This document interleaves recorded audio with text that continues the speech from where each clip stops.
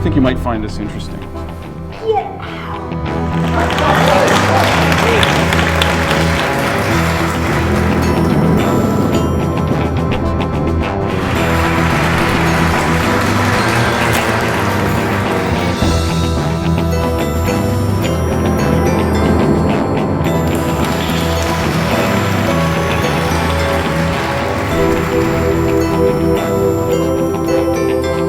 I use psychology, suggestion, and stagecraft to demonstrate the extraordinary capabilities of the human mind, or as I like to refer to them, acts of astonishment.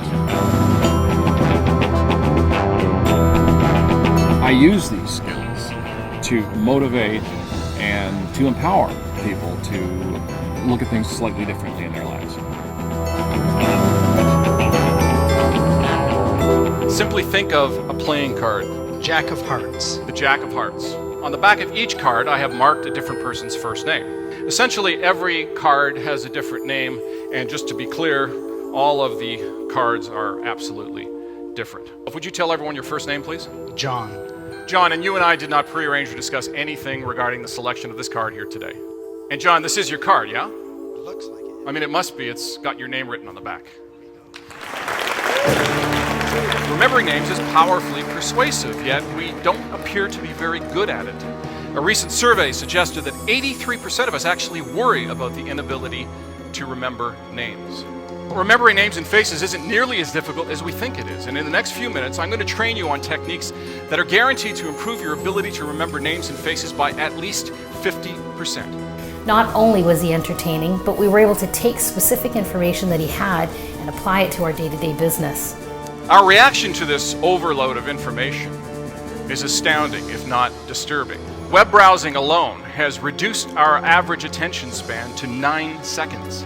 And living in this 9-second attention span, 140-character world has made cutting through to exert any form of influence the true challenge of our time.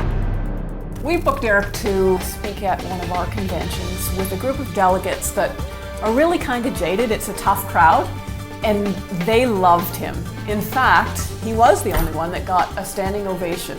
We liked him so much that the next year we booked him again. He did brand new material, and it was equally as good. I want you to travel back to being a kid. You and your best friend are going to go to the candy store, and you're going to blow your entire allowance on candy.